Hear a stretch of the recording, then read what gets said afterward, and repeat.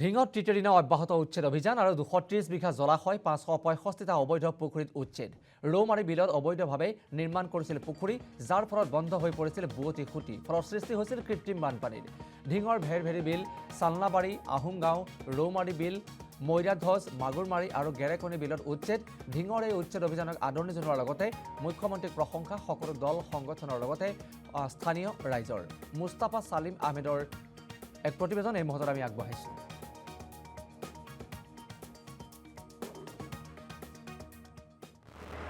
হয় নিশ্চয়কৈ যি ঢিঙত যি বৃহৎ উচ্ছেদ অভিযান চলি আছে আজি যি জলাশয় উচ্ছেদ ইতিমধ্যে আজি তৃতীয় দিনত ভৰি দিছে আৰু ইতিমধ্যে দেখা গৈছে প্ৰশাসনৰ বুলডোজাৰ এতিয়াও চলি আছে আৰু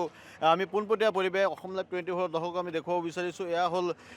ঢিঙৰ যি আহোমগাঁও ৰৌমাৰী মৈৰাধজ আদি যি বিল বৈ গৈছে সেই বিলৰ যি জলধাৰা সেই জলধাৰাত একাংশ মীন পালকে অবৈধভাৱে পুখুৰী নিৰ্মাণ কৰি ভেটাৰ সৃষ্টি কৰিছিল যাৰ কাৰণে কি বছৰ বছৰ ধৰি কৃত্ৰিম বানৰ কবলত পৰিছিলে প্ৰায় 20খনতকৈ অধিক গাঁও আৰু যাৰ কাৰণে কি ৰাইজৰ বিপুল দাবীৰ পৰিপ্ৰেক্ষিতত নগাঁও জিলা প্ৰশাসন ইতিমধ্যে আজি 5দিনীয়া কাৰ্যসূচীৰে ইয়াত যি উচ্ছেদ অভিযান আৰম্ভ কৰিছে আৰু আজি উচ্ছেদৰ তৃতীয় দিনা ইতিমধ্যে দেখা গৈছে দুখনকৈ প্ৰশাসনৰ বুলডোজাৰে ইতিমধ্যে সকলো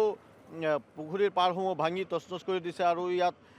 যি বুৱতী জলধাৰা সেয়া বোৱাই দিয়াৰ চেষ্টা হাতত লৈছে আৰু আমি পোনপটীয়া পৰিৱেশ দেখুৱাই আছোঁ যি আহোম গাঁৱৰ পৰা আৰু আহোম গাঁৱত এনেধৰণেই দুখনকৈ প্ৰশাসনৰ বুলডোজাৰ চলিছে আমাৰ লগত স্থানীয় ব্যক্তি আছে আমি তেওঁলোকক মন্তব্য ল'বলৈ চেষ্টা কৰিম হয় দাদা আপোনালোকৰ ইয়াত আজি 3 দিনৰ পৰা বুলডোজাৰ চলি আছে আৰু প্ৰশাসনে উচ্ছেদ চলাইছে কি ক'ব এই মুহূৰ্তত এইটো ভালেই কৰি আছে আৰু বুলডোজাৰ আৰু 2-3টা লাগিছিল এই দুটাতো আৰু কি কাম হ'ব আৰু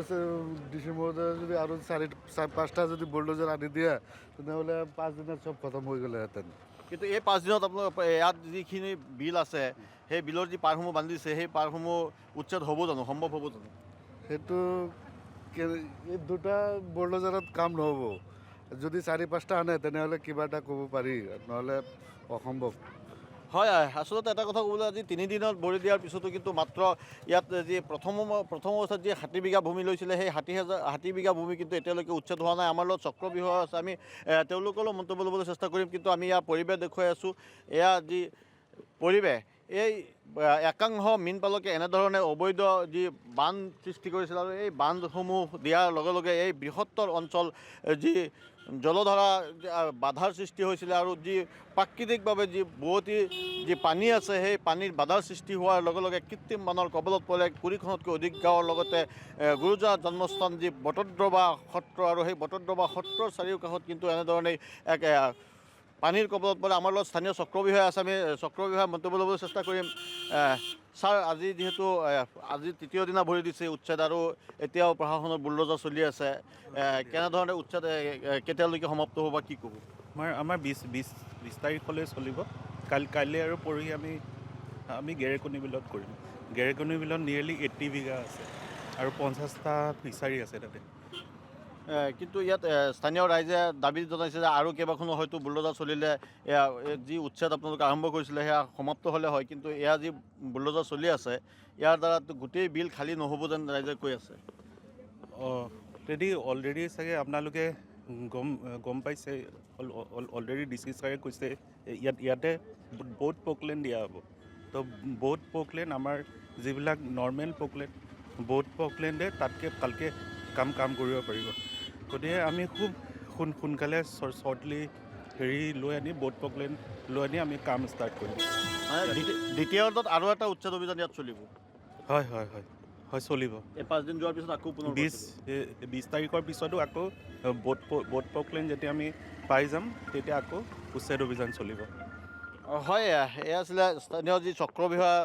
মন্তব্য আচলতে এটা কথা ক'বলৈ এই বৃহত্তৰ যি অঞ্চল সেই বৃহত্তৰ অঞ্চলৰ জলধাৰা বোৱাই দিব লগা হ'লে কিন্তু ইয়াত উন্নত প্ৰযুক্তি ব্যৱহাৰ কৰা নিশ্চয় প্ৰয়োজন আছে নহ'লে কিন্তু এই বৃহত্তৰ অঞ্চল কিন্তু খালী নহ'ব আৰু ৰাইজৰ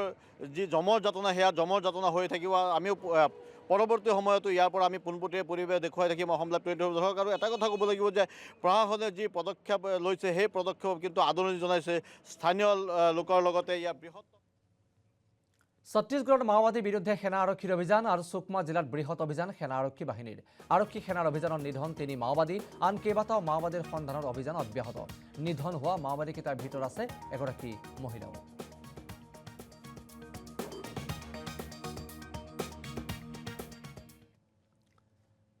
পৰৱৰ্তী খবৰ দুদিনীয়া ভ্ৰমণসূচীৰে অসমলৈ আহিব প্ৰধানমন্ত্ৰী নৰেন্দ্ৰ মোদী 20 আৰু 21 ডিচেম্বৰত কেইবাটাও কাৰ্যসূচীত অংশগ্ৰহণ কৰিব প্ৰধানমন্ত্ৰীগৰাকীয়ে প্ৰধানমন্ত্ৰীয়ে শুভ উদ্বোধন কৰিব বৰঝাৰ বিমান বন্দৰৰ নতুন টাৰ্মিনেল কপৌপুৰৰ আৰ্হিত টাৰ্মিনেলটোৰ নিৰ্মাণত ব্যয় হৈছে প্ৰায় 4,000 কোটি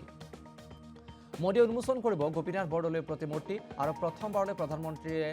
যাব বশিষ্ঠৰ ৰাজ্যিক বিজেপিৰ কাৰ্যালয়লৈ শীৰ্ষ নেতাৰ সৈতে নিৰ্বাচনৰ ৰণকৌশল সন্দৰ্ভত মিলিত হ'ব প্ৰধানমন্ত্ৰী মোদীৰ অসম ভ্ৰমণৰ পূৰ্বে ৰাজ্যিক বিজেপিৰ ব্যাপক তৎপৰতা দেখিবলৈ পোৱা গৈছে বিভিন্ন জাতি জনগোষ্ঠীৰ বাৰেৰহণীয়া সাংস্কৃতিক অনুষ্ঠানেৰে আদৰি অনা হ'ব মোদীক আমি জনাইছোঁ 20 আৰু 21 তাৰিখে অসমলৈ আহিব প্ৰধানমন্ত্ৰী মোদী আৰু দেখিবলৈ পোৱা গৈছে বৰঝাৰ বিমানবন্দৰত টাৰ্মিনেল উন্মোচন কৰিব আৰু দুটা ব্যস্ত দিনৰ কাৰ্যসূচীলৈ অসমলৈ প্ৰধানমন্ত্ৰী মোদী আহিব আৰু মোদী অহাৰ পাছতেই বৰঝাৰত সেই নতুন টাৰ্মিনেল উন্মোচন কৰিব আৰু ইতিমধ্যে বিজেপিয়ে ব্যাপক তৎপৰতা আৰম্ভ কৰিছে সাংস্কৃতিক দলসমূহ সাজু হৈ আছে আদৰিবৰ বাবে আৰু বৰঝাৰ বিমানবন্দৰত ব্যাপক আদৰণি জনোৱা হ'ব আৰু ইতিমধ্যে যাৱতীয় সকলো প্ৰস্তুতি প্ৰায় সম্পূৰ্ণ কৰি তুলিছে দল তথা প্ৰশাসনে গোপীনাথ বৰদলৈৰ প্ৰতিমূৰ্তিও উন্মোচন কৰিব দেশৰ প্ৰধানমন্ত্ৰীগৰাকীয়ে আৰু ইয়াকে লৈ বিজেপিৰ মাজত ব্যাপক তৎপৰতা দেখিবলৈ পোৱা গৈছে